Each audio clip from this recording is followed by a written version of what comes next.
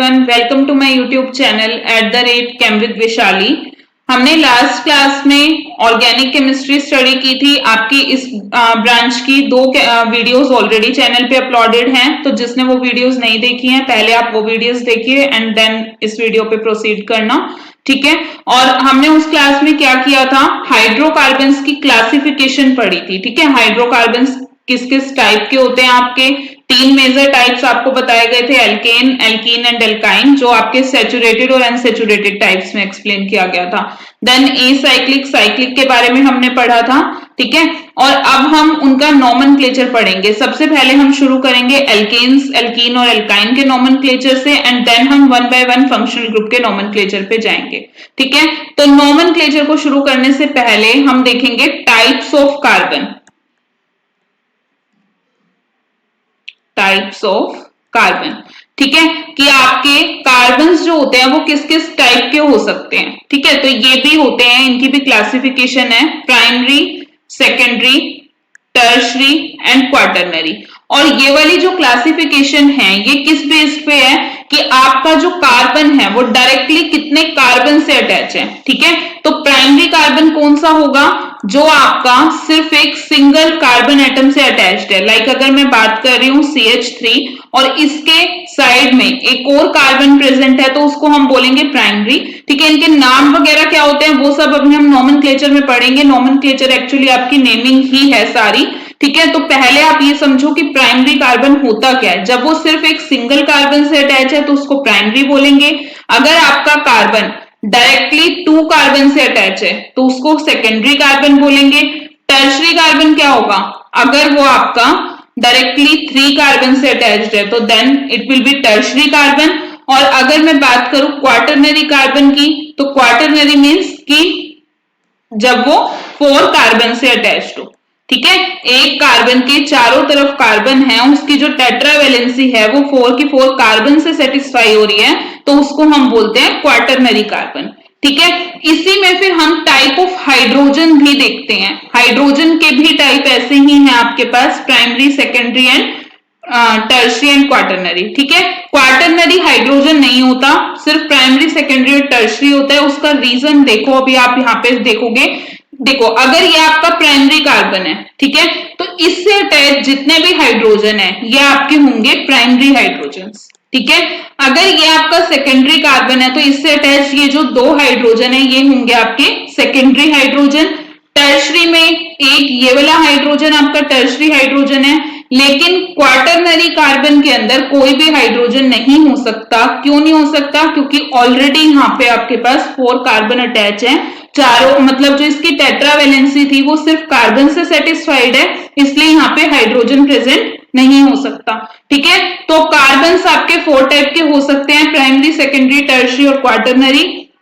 लेकिन हाइड्रोजन सिर्फ तीन ही टाइप के होते हैं, प्राइमरी, सेकेंडरी एंड टर्शरी, ठीक है। तो ये तो मैंने जितने भी कंपाउंड बनाए ये सारे कैसे थे, आपके सैचुरेटेड हाइड्रोकार्बन थे जिसमें सिर्फ सिंगल बॉन्ड प्रेजेंट है, ठीक है।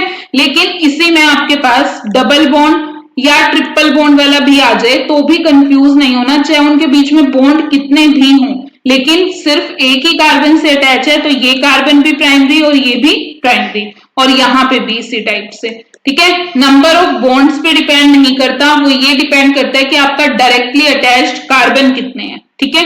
तो ये होती है आपकी क्लासिफिकेशन, प्राइमरी, सेकेंडरी, टर्शरी और क्वार्टरनरी। इसी को आप डिग्री ऑफ कार्बन के नाम से भी पढ़ोगे, ठीक है, degree of carbon and hydrogen.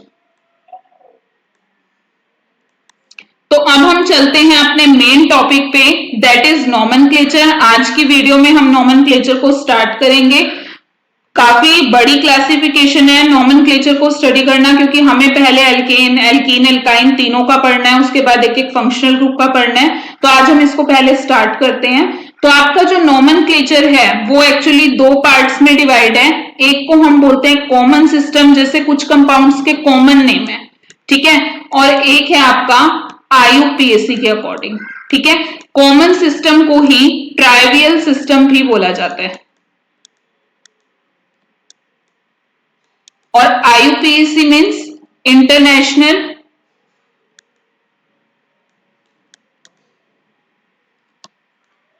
Union of pure and applied chemistry. ठीक है, तो कॉमन सिस्टम का अनदर नेम क्या है? Trivial system. और आईयूपीएसी का दूसरा नाम क्या है? International union of pure and applied chemistry. ठीक है, तो इसको हम स्टडी करेंगे। सबसे पहले हम कॉमन सिस्टम देखते हैं कि क्या था। इसकी डिटेल स्टडी तो हमें नहीं करनी, लेकिन हमें कुछ कंपाउंड्स के नाम याद करने पड़ते हैं और वो हम आईयूपीएसी के साथ साथ ही करेंगे। जो कॉमन नेम्स है उनको आईयूपीएसी के साथ साथ ही हम स्टडी करेंगे। ठीक है, ताकि वो वहीं पे याद हो जाए। लेकिन ये कॉमन सिस्टम था क्या? ठीक है, इन द स्टार्टिंग, जब बिल्कुल स्टार्टिंग में ऑर्गेनिक केमिस्ट्री की ऑर्गेनिक कंपाउंड आपके सिंथेसाइज हुए, तो उस टाइम पे कोई प्रॉपर उनकी नेमिंग के लिए कुछ भी हमारे पास नहीं था। तो तब क्या होता था कि जो इनके नाम थे ना, वो इनके सोर्स के बेस पे होते थे। सोर्स मतलब जिस सब्सटेंस से उनको एक्सट्रैक्ट किया जाता है उन्हीं के बेस पे। ठीक है, जैसे आपका एक कंपाउंड होता है विनेगर। विनेगर को हम लैटिन में कहते हैं एसिटम। क्या बोला जाता है इसको? एसिटम। और इसी से इसके अंदर जो एसिड प्रेजेंट होता है, जो ऑर्गेनिक कंपाउंड प्रेजेंट होता है, उसको नाम दे दिया गया एसिटिक एसिड। ठीक है, ऐसे ही एक वुड स्पिरिट होती है। वुड स्पिरिट कॉमन नेम है मिथाइल अल्कोहल का। मिथाइल अल्कोहल क्या है? ये जब हम आईयूपीएसी पढ़ेंगे वहां पे भी देखेंगे, और जर्नली आपने सुना भी होगा। 1 कार्बन की जो अल्कोहल है उसको मिथाइल अल्कोहल बोलते हैं। ठीक है, और उसी का कॉमन नेम होता है वुड स्पिरिट। तो इसको वुड स्पिरिट क्यों बोला गया? क्योंकि इसका जो सोर्स है वो क्या है? वुड। ठीक है, तो ये आपका जो कॉमन सिस्टम था, इसके लिए प्रॉपर कोई भी बेसिस नहीं थे। ये जिस भी सब्सटेंस से या जिस भी सोर्स से आपको मिलते थे उन्हीं के बेस पे इनके नाम दे दिए, या कुछ के नाम जिन्होंने इनको डिस्कवर किया उसके बेस पे दे दिए। जर्नली आपके जितने भी मिलेंगे आपको वो सोर्स के बेसिस पे हैं। ठीक है, तो अब हम स्टार्ट करेंगे आईयूपीएसी। आईयूपीएसी क्या है? International union of pure and applied chemistry. ये एक ब्रांच है जिसने नॉमेनक्लेचर दिया। ठीक है, जिसके बेस पे हम आज हर कंपाउंड का नाम दे सकते हैं, लेकिन एक ऑर्गेनिक कंपाउंड के लिए सिर्फ एक ही नाम हो सकता है। ठीक है, तो आपके पास आईयूपीएसी को मेजर 3 पार्ट में डिवाइड किया गया। मतलब एक कंपाउंड के नाम को हम 3 पार्ट में अलग अलग करके कंबाइन वो डिवाइड करके पहले पढ़ते हैं और फिर उसको कंबाइन करके कंप्लीट नेम बनता है। ठीक है, तो वो 3 पार्ट आपके कौन कौन से हैं? First one is word root, second is prefix and third one is suffix. ठीक है, ये प्रीफिक्स और सफिक्स क्या होते हैं ये मुझे आपको बताने की जरूरत नहीं है। प्रीफिक्स का मतलब है जो किसी भी मेन पार्ट से आगे लगाया जाता है। ठीक है, और सफिक्स का मतलब क्या होता है? जो किसी भी मेन पार्ट के बाद लगाया जाता है। ठीक है, और वर्ड रूट होती है आपकी कार्बन का जो मेन पार्ट है, मतलब जो आपकी मेन चेन है या प्रिंसिपल चेन है, उसको हम बोलते हैं वर्ड रूट। ठीक है, मेन चेन या प्रिंसिपल चेन को वर्ड रूट बोला जाता है। ठीक है, और जो आपके पास वर्ड रूट है, ठीक है, वो किस पे डिपेंड करती है? नंबर ऑफ कार्बन एटम, और वो भी जो आपके स्ट्रेट चेन में प्रेजेंट है। ठीक है, जैसे ये है। अगर इसमें कोई ब्रांच्ड पार्ट है तो वो आपके वर्ड रूट में कंसीडर नहीं किए जाएंगे। उनका आपको एक सब्स्टिट्यूएंट का नाम देना पड़ेगा, और वो आपके हमेशा प्रीफिक्स की तरह यूज किए जाते हैं। ठीक है, तो प्रीफिक्स भी आप 2 टाइप के पढ़ोगे, एक होता है प्राइमरी, एक होता है सेकेंडरी, और सफिक्स भी इसी टाइप से, प्राइमरी एंड सेकेंडरी। तो इसको आज हम कंप्लीट यहाँ पे स्टडी करेंगे, और उससे हमें एल्केन के नोमेनक्लेचर में बहुत हेल्प मिलेगी। ठीक है, एंड देन हम फर्दर आगे और भी फंक्शनल ग्रुप्स का पढ़ेंगे। तो सबसे पहले मैं आपको एक्सप्लेन करूंगी कि वर्ड रूट क्या होती है।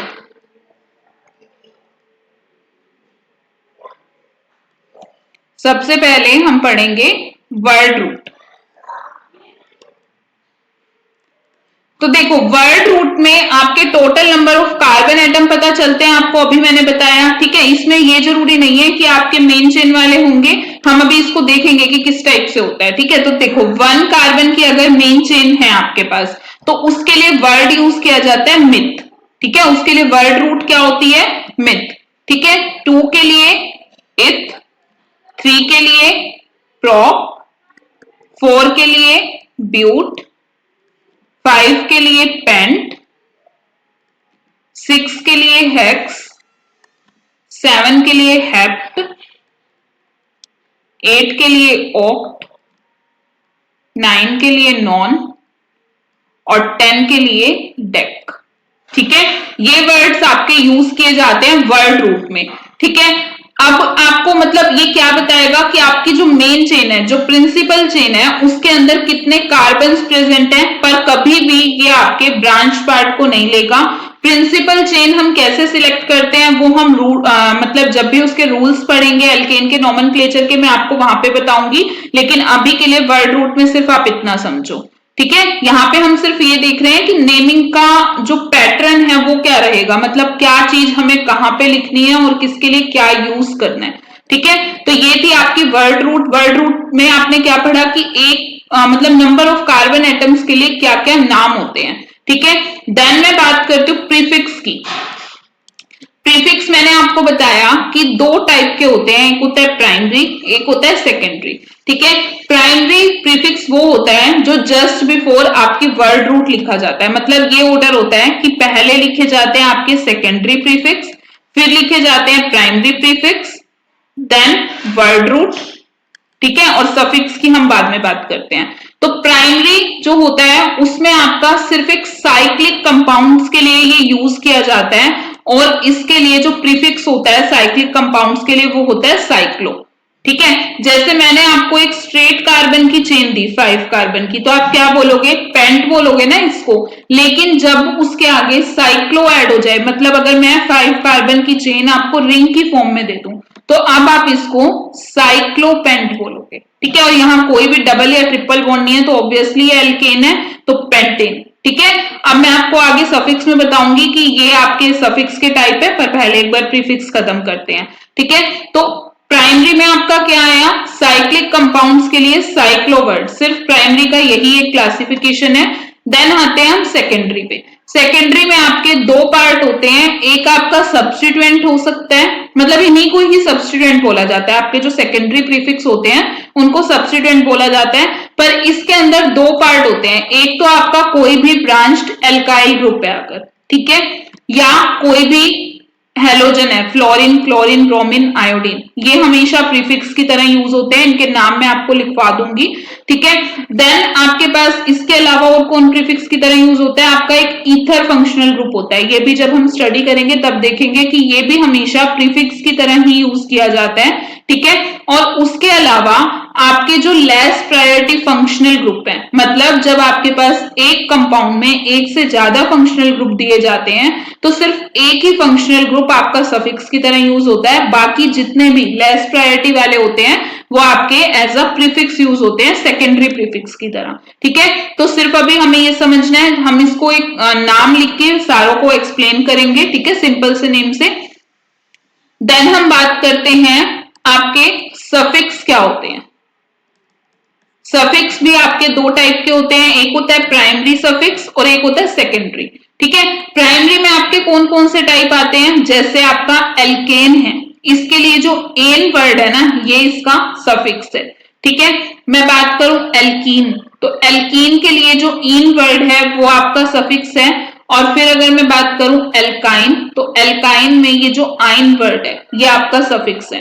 ठीक है, तो प्राइमरी सफिक्स सिर्फ तीन टाइप के होते हैं, एक एल्केन, एक एल्कीन और एक एल्काइन। ठीक है, फिर हम बात करते हैं सेकेंडरी सफिक्स की। सेकेंडरी सफिक्स में आपके फंक्शनल ग्रुप आते हैं, और सिर्फ एक ही फंक्शनल ग्रुप आपका सेकेंडरी में आ सकता है। ठीक है, एक से ज्यादा नहीं आ सकते, क्योंकि अभी मैंने आपको बताया कि जो लेस प्रायोरिटी वाले होंगे वो आपके किस में आ जाते हैं, सेकेंडरी प्रीफिक्स में आ जाते हैं। ठीक है, तो अब आपका अगर मैं कंप्लीट ऑर्डर की बात करूं तो क्या हो जाएगा कंप्लीट ऑर्डर, सबसे पहले आप लिखते हो सेकेंडरी प्रीफिक्स, देन हम लिखते हैं प्राइमरी प्रीफिक्स, उसके बाद वर्ड रूट, प्लस फिर उसके बाद क्या लिखा जाता है आपका प्राइमरी सफिक्स। पहले वर्ड रूट के साथ जो भी आपने लिखा उसके साथ यही लिखोगे ना कि वो एन है, इन है या एल्काइन है, मतलब आपको ये बताना पड़ेगा। ठीक है, किस टाइप का हाइड्रोकार्बन है। ठीक है, और एट द एंड हम लिखते हैं फंक्शनल ग्रुप। ठीक है, तो ये आपका रूल होता है। जैसे मैंने आपको दिया कि एक मेरे पास ये रिंग है, ठीक है, इस पे मैंने OH लगा दिया, ओके, तो यहाँ पे आपके पास सिर्फ एक ही फंक्शनल ग्रुप है ना OH, तो इसका नाम जब हम लिखेंगे, देखो साइक्लो प्राइमरी प्रीफिक्स में आता है, तो सबसे पहले मैंने लिखा साइक्लो, क्योंकि यहाँ पे कोई मेरे पास सेकेंडरी प्रीफिक्स प्रेजेंट नहीं था। मान लो अगर मैंने यहाँ CH3 लगा दिया, ठीक है, तो ये आपका सेकेंडरी प्रीफिक्स होगा। अब आप इसको क्या लिखोगे, मिथाइल साइक्लो। ठीक है, रूल्स में बताएंगे कि नेमिंग कैसे करते हैं। जैसे अभी के लिए मैं आपको बता देती हूँ कि ये आपकी सेकंड पोजीशन है। अब ये सेकंड क्यों नहीं है, ये जब आप रूल्स पढ़ोगे तब आपको समझ आएगा। तो 2 मिथाइल साइक्लो, कितने कार्बन्स की चेन है, 4 कार्बन की। तो वर्ड रूट में 4 कार्बन्स के लिए हमने क्या देखा था, ब्यूट, तो यहां क्या हो जाएगा, ब्यूट, साइक्लोब्यूट। और सेकंड प्राइमरी सफिक्स में आपके पास क्या आता है कि ये एल्केन है, एल्कीन है या एल्काइन है। तो यहाँ पे हमें कोई भी डबल या ट्रिपल बॉन्ड नहीं दिख रहा है, तो यहाँ पे हम लिखेंगे ब्यूटेन। ठीक है, और जब भी आप ये ऐड करते हो, और यहाँ पे आपका जो फंक्शनल ग्रुप है वो क्या है, एल्कोहल। ठीक है, ये भी एक रूल होता है कि जब भी हम अपना ये लिखते हैं ना प्राइमरी सफिक्स, तो उसका जो ई होता है वो ड्रॉप कर दिया जाता है जब आपके फंक्शनल ग्रुप में क्या हो, कोई भी वोवल हो। ठीक है, ये मैं आपको रूल्स में लिखवा दूंगी, अभी कंफ्यूज होने की जरूरत नहीं है, तो आप यहाँ पे सिर्फ इतना समझ सकते हो। मैं सिर्फ ये अरेंजमेंट बताने के लिए आपको नाम लिखवाया। देखो यहाँ पे अब ये आपका क्या आ चुका है, सेकेंडरी। ठीक है, ये आपका प्राइमरी, उसके बाद ये आपकी वर्ड रूट, देन आपका प्राइमरी सफिक्स और देन सेकेंडरी सफिक्स। तो इसके अंदर आपके पांचों कवर हो चुके हैं। तो ये आपका तरीका होता है किसी भी नॉमेनक्लेचर को लिखने का। अब रूल्स क्या होते हैं, नंबरिंग कैसे की मैंने, इसको मैंने ओल कैसे बोला, ठीक है, और इसको मिथाइल कैसे बोला, तो वो हम सारे प्रीफिक्स को का नाम लिखना सीखेंगे। पर उससे पहले हमें ये पहचानना पड़ेगा, अगर मैं आपको इस टाइप से कोई भी फॉर्मूला लिख के दे दूं, ठीक है, तो उससे पहले हमें ये देखना पड़ेगा कि ये फॉर्मूला, ये जो मॉलिक्यूलर फॉर्मूला है, ये आपका एल्केन का है, एल्कीन का है या किसी फंक्शनल ग्रुप का है। ठीक है, तो सबसे पहले हम देखते हैं एल्केन, एल्कीन और एल्काइन का।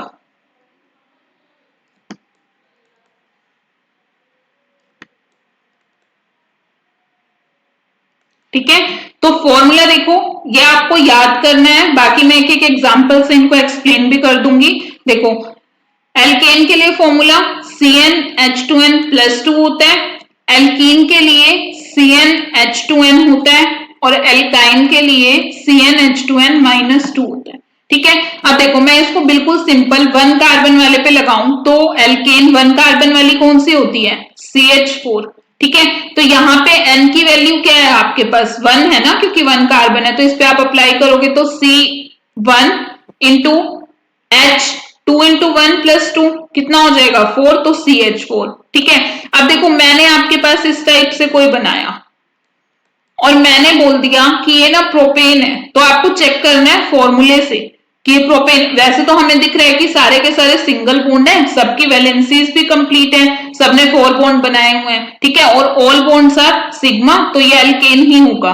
पर हम इससे चेक भी कर सकते हैं कि ये सेटिस्फाई कर रहा है या नहीं। देखो 3 कार्बन है, तो आप 3 कार्बन के लिए पुट करके देखो, C3H2 इंटू 3+2 कितना हो गया, C3H8। एंड इस फॉर्मूले के अकॉर्डिंग अगर हम चेक करें तो 1 2 3, और यहाँ पे 3 2 और 3 कितना हो गया, 8। ठीक है, तो ये आपका प्रोपेन है, तो ये आपके सभी एल्केन्स पे एप्लीकेबल होगा।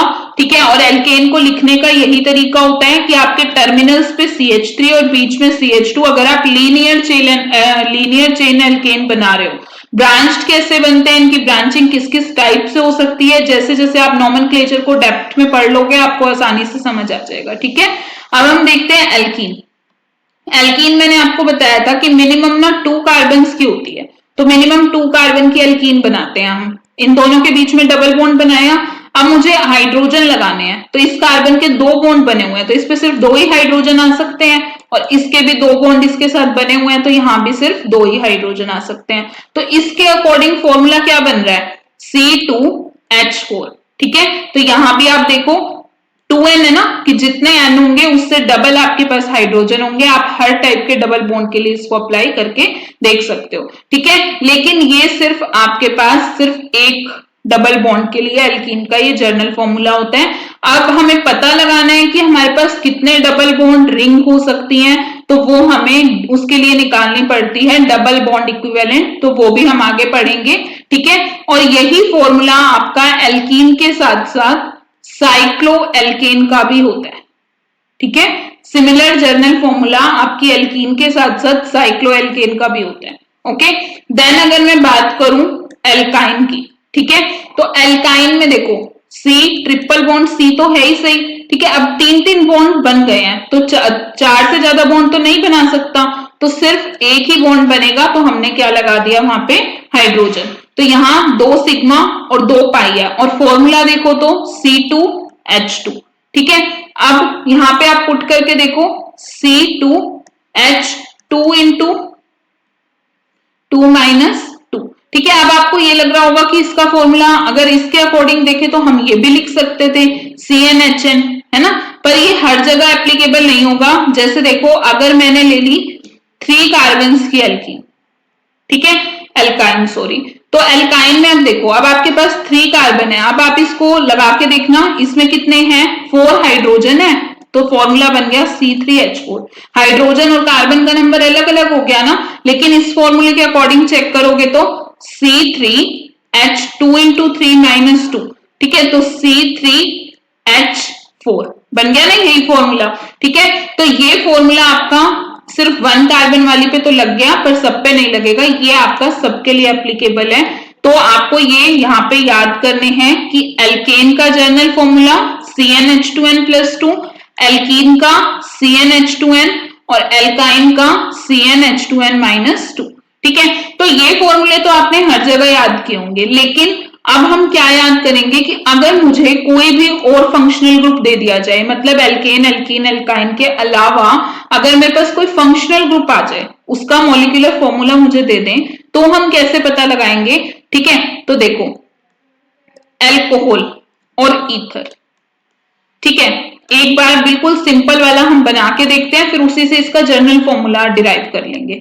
ठीक है, वैसे मैं डायरेक्टली बता सकती हूँ, बट अगर आप अप्लाई करके देखोगे तो एट द मोमेंट अगर आपको एक के लिए याद नहीं भी है, तो आप बिल्कुल सिंपल वाले से उसका जर्नल फॉर्मूला बना के हायर एल्कोहल ईथर्स के फॉर्मूले भी बना सकते हो। ठीक है, तो देखो एल्कोहल क्या बनाया, सबसे सिंपल एल्कोहल आपकी मैं 2 कार्बन वाली, वैसे तो 1 कार्बन की होती है, लेकिन ईथर मिनिमम 2 कार्बन की हो सकती है, और मैं इसको इसी से कंपेयर कर रही हूं, तो मैं यहां भी 2 कार्बन वाला लिखूंगी CH3CH2OH।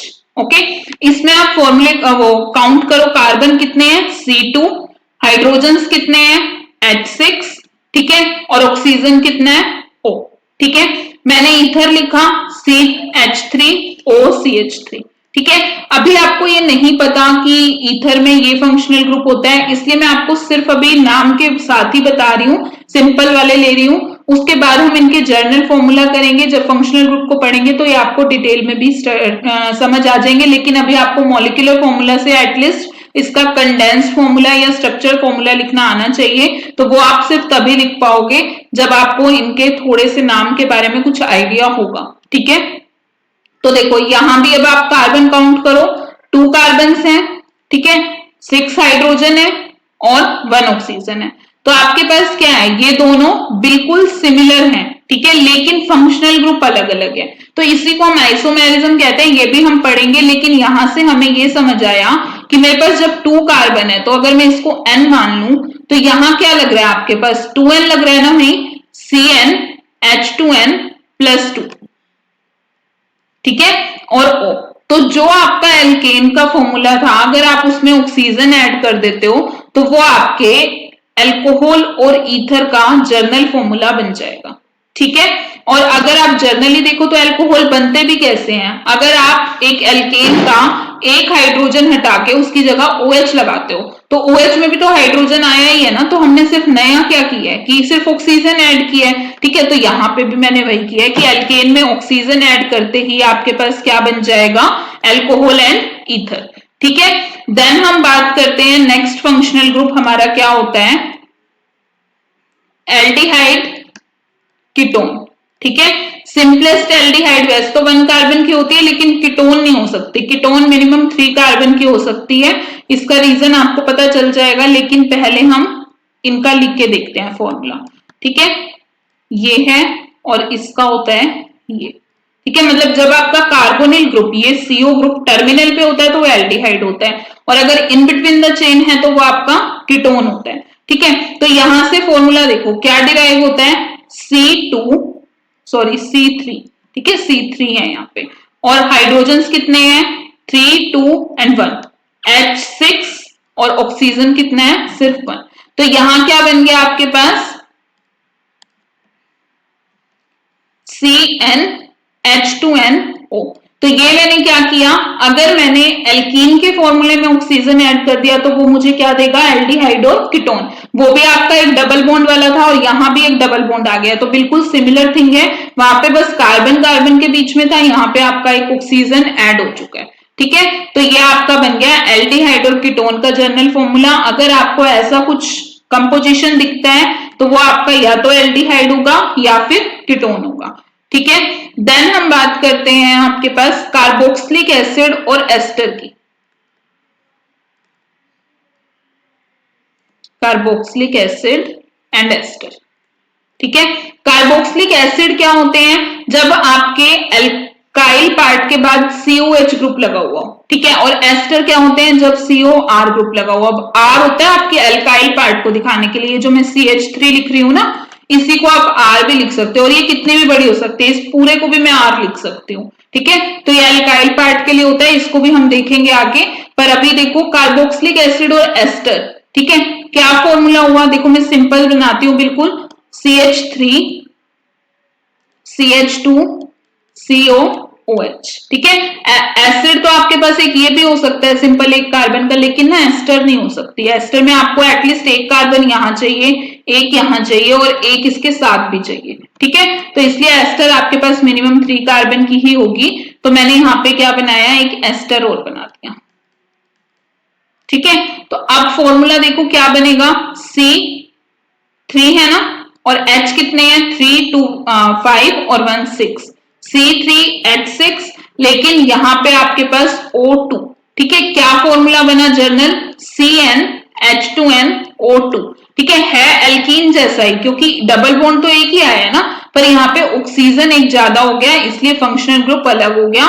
तो अगर आपके पास ऐसी कुछ कंपोजिशन दिखती है तो वहां पे आपके पास क्या हो सकता है, कार्बोक्सिलिक एसिड भी हो सकता है और एस्टर भी हो सकता है, ठीक है। तो आज हमने ये देखा कि हम मॉलिक्यूलर फॉर्मूले से फंक्शनल ग्रुप का कैसे पता लगाएंगे, या मतलब उसकी जो कंडेंस्ड फॉर्म है या आपका स्ट्रक्चरल फॉर्मूला है वो कैसे लिखेंगे, ठीक है। और मैंने आपको एल्केन एल्कीन के बारे में बता दिया, आपको ये बता दिया कि आपको किस अरेंजमेंट में नेम लिखना है। तो कल से हम स्टार्ट करेंगे कि आपके एल्केन्स के लिए रूल क्या है, ठीक है। और उसके लिए आपकी एक वो और होता है, एक एन, आइसो और नियो, ये जर्नल कुछ टर्म्स यूज की जाती हैं, इनको भी हम डिटेल स्टडी करेंगे कल की क्लास में, ठीक है। तो आज के लिए बस इतना ही। Stay tune for more such content.